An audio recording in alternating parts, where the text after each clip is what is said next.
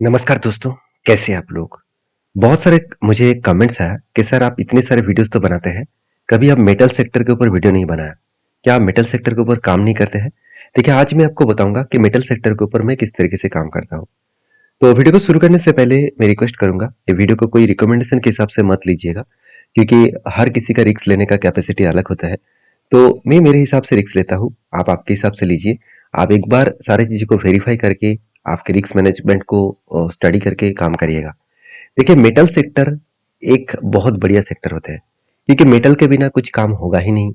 किसी भी कंट्रीज का डेवलपमेंट हो तो उस कंट्रीज में सबसे ज़्यादा जो डिमांडेबल प्रोडक्ट होते हैं वो है मेटल। क्योंकि मान के चलिए इंफ्रास्ट्रक्चर का बिल्ड बिल्ड हो रहा है, और बहुत सारे ब्रिजेस बन रहे हैं, बहुत सारे गाड़ियां बन रहा है, बहुत सारे एयरप्लेन बन रहा है। कुछ भी बनाने के लिए जाए तो वहाँ पे मेटल का जरूरत पड़ता है। तो मेटल सेगमेंट सिर्फ कंस्ट्रक्शन के लिए नहीं है, और भी बहुत सारे चीज होते हैं।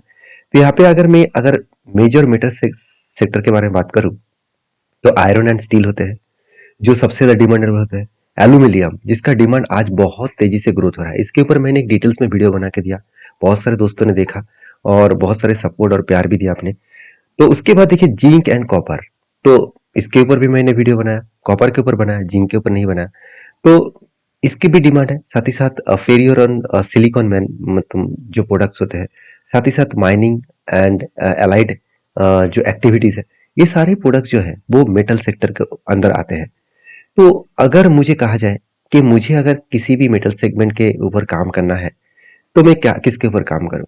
तो देखिए मैं हमेशा ईटीएफ को चूज करूंगा, क्योंकि ईटीएफ ही एक ऐसा प्लेटफॉर्म है जिस प्लेटफॉर्म के माध्यम से मतलब एक एसेट क्लास ऐसे बना के दिया गया है जिसके माध्यम से एक ईटीएफ के माध्यम से सारे सेक्टर को मतलब सारे जो मेजर जो सब सेक्टर है उसको एक साथ में एक ही ईटीएफ के अंदर मैं मतलब इन्वेस्टमेंट कर सकता हूँ।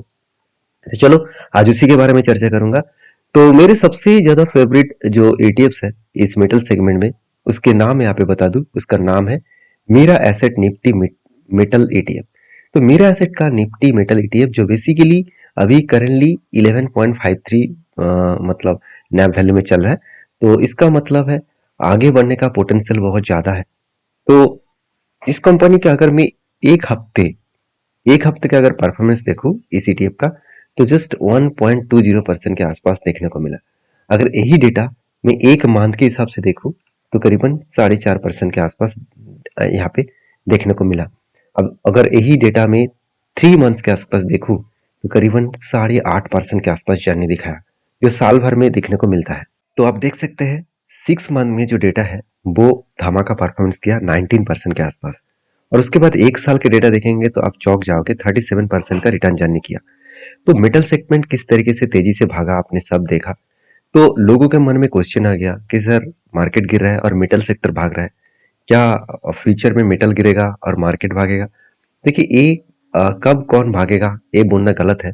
अगर आप किसी भी एसेट क्लास के ऊपर काम कर रहे हैं तो हमेशा उसके ऊपर आपको स्टेबिलिटी होना चाहिए, और मैं हमेशा ईटीएफ के ऊपर इसलिए काम करता हूँ, चाहे वो ऊपर में रहे चाहे वो नीचे रहे, मतलब टॉप में रहे चाहे वो बॉटम में रहे, हर जगह पे अगर आप एसआईपी के मोड से काम करते रहे तो वहां पे कोई भी आपको प्रॉब्लम्स नहीं आएगा, क्योंकि ऊपर भी इन्वेस्टमेंट होगा और नीचे भी होगा। तो इसमें आपको एक अच्छा खासा एवरेज लेवल देखने को मिलेगा। अगर मैं 3 साल देखूं तो 3 साल में 13% के आसपास ही देखने को मिला, क्योंकि 3 साल इस एटीएम ने कुछ खास परफॉर्मेंस नहीं किया। 5 साल में सेम टू सेम दिखेगा, क्योंकि 5 साल हुआ नहीं है इस ईटीएफ। तो चलो बाकी डिटेल्स देख लेते हैं। इस ईटीएफ का जो मतलब एक्सपेंस रेशियो है वो 0.3% के आसपास है, मतलब 30 पैसे के आसपास ईटीएफ का एक्सपेंस रेशियो है। इस पॉइंट को ध्यान से रखना, इस पॉइंट ही आपको फायदा देने वाला है, मैं अभी आपको बताऊंगा। उसके बाद देखिए ट्रैकिंग एरर 0.07, तो इस ट्रैकिंग एरर को आप छोड़ ही दीजिए, आपको वैल्यूएशन देखना है। देखिए पी रेशियो 21 है, इसका मतलब अभी भी देखा जाए तो मतलब माना जाता है कि 10 से 30 के अंदर पी रेशियो है। तो 30 मतलब हाई वैल्यूएशन और 10 मतलब लो वैल्यूएशन, और 20 के आसपास चल रहा है मतलब ठीक ठाक एकदम बराबर वैल्यूएशन के अंदर चल रहा है। तो वैल्यूएशन देखा जाए तो ठीक है, पीबी रेशियो भी ठीक है। उस टोटल वॉल्यूम जो हो रहा है वो यहाँ पे देखने को मिल रहा है। मगर इस कंपनी का सबसे वीकनेस पॉइंट है, मतलब इस ईटीएफ का सबसे वीकनेस पॉइंट है एसेट अंडर मैनेजमेंट, जिसको एयूएम नाम से जाना जाता है। तो एसेट अंडर मैनेजमेंट जो है वो यहाँ पे 157 सीआर के आसपास है। इसका मतलब सिर्फ 160 करोड़ के नीचे कंपनी का टोटल एसेट है। तो इस एसेट धीरे धीरे करके बढ़ता हुआ देखने को मिलेगा। तो आप देख सकते हैं इस ईटीएफ ने किस तरीके से परफॉर्मेंस किया। तो यहाँ पे इस ईटीएफ का जो रिटर्न है 3 मंथ में 12%, 6 मंथ में 19%, 1 साल में 35% और ऑल टाइम मतलब लाइफ टाइम में 10%।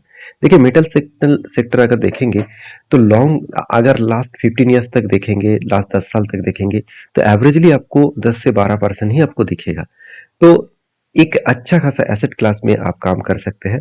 देखिए इस सेक्टर में टोटल देखिए जो लोग सोच रहे थे कि मैं अलग अलग सेक्टर में निवेश ना करके एक जगह पे करूं तो इसका फायदा यही ईटीएफ आपको देता है। स्टील 43% इन्वेस्टमेंट किया है इस ईटीएफ ने और माइनिंग एंड मिनरल्स में 18.6%, नॉन फेरियस मेटल 25% और साथ ही साथ ट्रेडिंग 7.31% और कैपिटल गुड्स के ऊपर 5.69%। इसका मतलब सब सारे मेटल सेगमेंट के ऊपर आपको माइनिंग सेगमेंट के ऊपर इन्वेस्टमेंट होता हुआ देखने को मिलेगा।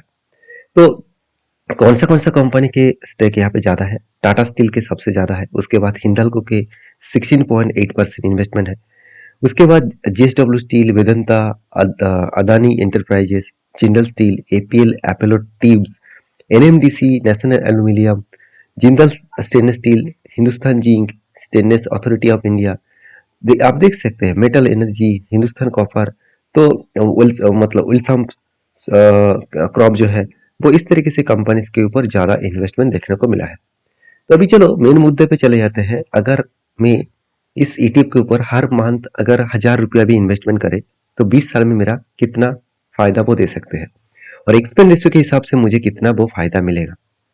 देखिए मैं कैलकुलेटर के ऊपर आ चुका हूँ। अगर मैं हर मंथ 1000 रुपया करके भी इस ईटीएफ के ऊपर काम करूँ और ड्यूरेशन रखता हूँ मैं 20 साल तक और इसके एक्सपेंस रेशियो देखिए, expense ratio sorry return of growth कितना है, मैं चलो 12% ही पकड़ लेता हूँ। और उसके बाद एक्सपेंस रेशियो देखिए जो 0.90% के आसपास होता है अगर म्यूचुअल फंड के ऊपर काम करते हैं। ईटीएफ में एक्सपेंस रेशियो बहुत कम होता है क्योंकि यहाँ पे आप खुद काम कर सकते हैं। म्यूचुअल फंड में होता क्या है, आप फंड मैनेजर को एक्स्ट्रा चार्जेस देना पड़ता है तो इसलिए उसके एक्सपेंस रेशियो बढ़ जाता है। तो यहाँ पे फंड मैनेजर को एक्स्ट्रा चार्जेस नहीं देना पड़ता है क्योंकि आप खुद ही काम करेंगे। तो एक मिनिमम जो चार्जेस है उसको आपको देना पड़ता है 0.30। अगर आप कैलकुलेट करेंगे तो टोटल 20 साल में आपको 2.4 लाख के आसपास इन्वेस्टमेंट होगा और आपको जो फायदा मिलेगा देखिए ये टोटल जो वैल्यू यहाँ पे एक्सपेंस रेशियो बनेगा वो आप देख सकते हैं। एक्सपेंस रेशियो जो है वो करीबन 39,700 के आसपास आपको पैसा देना होगा 30% के हिसाब से, सॉरी 0.30% के एक्सपेंस रेशियो के हिसाब से और टोटल आपको मिलेगा देखा जाए तो करीबन 9.5 लाख के आसपास आप बोल सकते हैं। तो अगर यही ट्विस्ट आपको देखने को मिलेगा, अगर हर साल यहाँ पे आप 15% के आसपास इन्वेस्टमेंट बढ़ा देते हैं तो देखिए जो 9.5 लाख था वो बढ़ के हो जाएगा करीबन करीबन 29 लाख। तो सोचिए मतलब करीबन करीबन 3 गुना बढ़ चुके। जस्ट 15% मैंने हर साल बढ़ा दिया। मान के चलिए इस बार 1000 रुपया निवेश किया, नेक्स्ट ईयर में मैं 1000 इंटू 15% मतलब 150 रुपया और भी बढ़ेगा, मतलब 1150 रुपया मुझे ज्यादा इन्वेस्टमेंट करना पड़ेगा। इस तरीके से हर साल मुझे 15% बढ़ाते चले जाना है। तो कहने का मतलब आप समझ चुके हैं। मैं आपको यहाँ पे कोई इन्वेस्टमेंट टिप्स नहीं दे रहा हूँ, मैं आपको समझाने का कोशिश कर रहा हूँ कि मार्केट में देखिए कब ऊपर रहेगा कब नीचे रहेगा ये तो किसी को पता नहीं है। तो अभी आज मेटल सेक्टर मतलब गोल्ड, सिल्वर, कॉपर ये सारे टॉप लेवल में है। तो स्टील सेक्टर आज टॉप लेवल में है। तो इस टॉप लेवल में अगर कोई इन्वेस्टमेंट करे लमसम तो वो बुरी तरीके से फंस सकते हैं क्योंकि यहाँ से गिरने का भी चांसेस होता है। तो अगर मैं इन्वेस्टमेंट करूं एज ए एसआईपी के मूड में, मंथली वाइज एसआईपी करूं तो ऊपर में करूं और नीचे आने के बाद भी करूं तो मेरे एवरेज एक लेवल में आ जाएगा। तो मेरे सारे पॉइंट्स में आपके साथ डिस्कशन किया। बाकी आपके क्या राय है जरूर कमेंट्स करना। अगर इस तरीके से अपडेट पाना है तो मुझे कमेंट्स में लिखिए आपको क्या वीडियो देखना है, वो मैं जल्द से जल्द आपके साथ शेयर करूंगा। तो मिलते हैं नेक्स्ट वीडियो में, तब तक के लिए धन्यवाद।